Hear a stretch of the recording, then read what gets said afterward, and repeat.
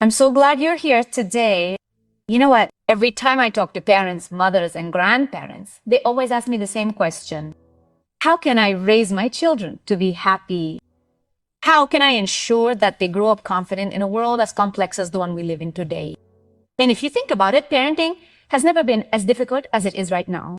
We have screens, social media, constant overstimulation, comparisons, and in the midst of all this, our children are growing, forming their personalities and building their inner worlds of me. But let me tell you something very important that I've learned after years of working with families and studying the brain. The key is not to be perfect parents. There's no such thing as a perfect father or a perfect mother. The key is to raise children from the heart, from a place of genuine connection, from that place where we understand that our children don't need parents who do everything right, but rather parents who are present, who teach them how to manage their emotions and who give them roots so they can grow and wings so they can fly. Welcome to the Mente Viva channel. Today we're going to talk about 7 fundamental keys that I assure you can completely transform the way you educate. And the best thing about it all is that these keys are backed by neuroscience, psychology, but above all, by the common sense of love. So get comfortable because this video could change your perspective on parenting and who knows, maybe even on yourself as a parent. Let's start with something fundamental, presence. And when I say presence, I don't just mean being physically with your children. I mean being truly present with your full attention, with your gaze, with your heart.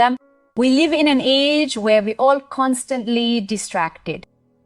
We're with our children, yes, but at the same time, we're thinking about work, checking our phones, worried about 1,000 things, and children perceive it. I assure you, children have an impressive emotional radar. They know perfectly well when you're truly present and when you're only physically there.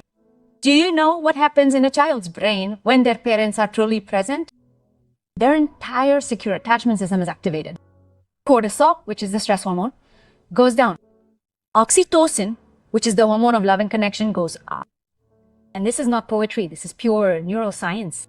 A child who grows up with present parents develops a healthier, more balanced brain, better able to manage emotions. But of course, you might say, Marian, I work all day, I have 1,000 responsibilities, and I understand perfectly. It's not about quantity, it's about quality. I'd rather you spend 20 minutes a day completely present with your child without a phone, without distractions, looking them in the eye, truly listening to them, than spending 3 hours in the same space, but with your mind somewhere else. I'm going to tell you something that really made an impression on me. I once saw a 15-year-old teenager who had anxiety problems. During the consultation, he told me something I'll never forget. Marian, my parents are always home, but I feel alone. It's like they're there, but they're not. Do you realize how profound those words are? Her parents believed that by being physically present, they were already fulfilling their role. But the girl felt invisible, unseen, unheard. Presence also involves validating her emotions. When your child tells you something, no matter how small it may seem to you, it's important to them. Minimize their problems. For a 6-year-old, when their friend doesn't want to play with them at recess, it's a huge drama.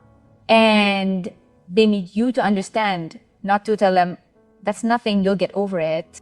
Get down on their level. Validate what they're feeling and help them put a name to that emotion. And here's a practical tip. Create rituals of connection. It could be reading a bedtime story, having breakfast together on Sundays, taking a walk after school, whatever.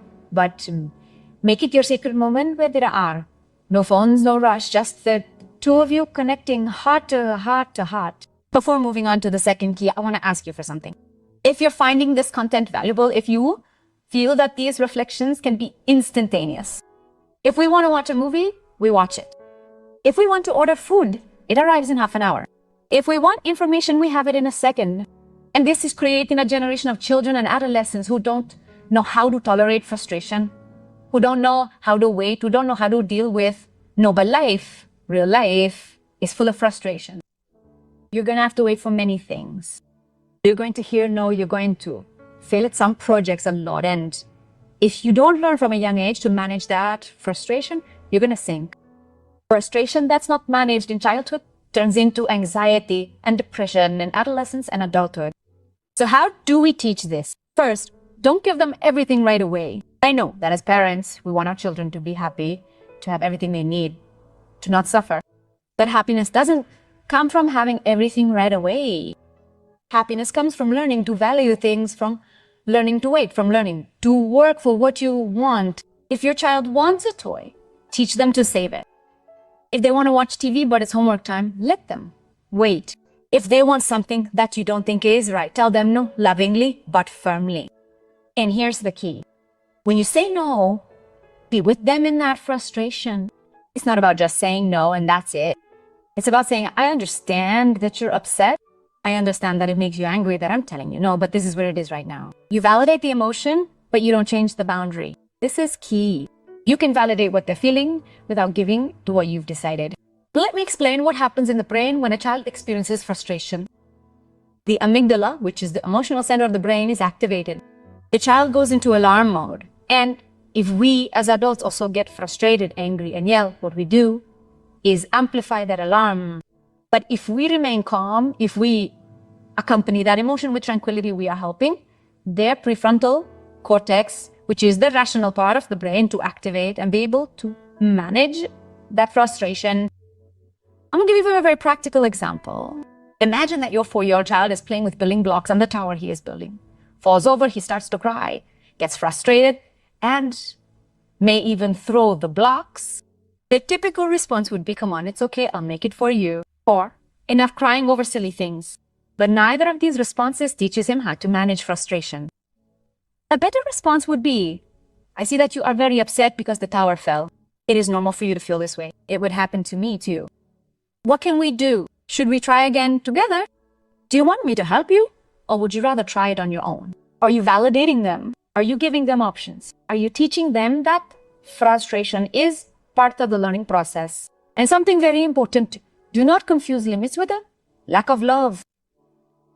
Many parents are afraid to set limits because they think that their children will stop loving them or that it will cause them trauma, but it is quite the opposite. Limits provide security. A child without limits is an anxious child because they do not know what to expect. They do not know where the walls that protect them are. Limits must be clear, consistent, and given from a place of love, not from the authoritarianism of why I say this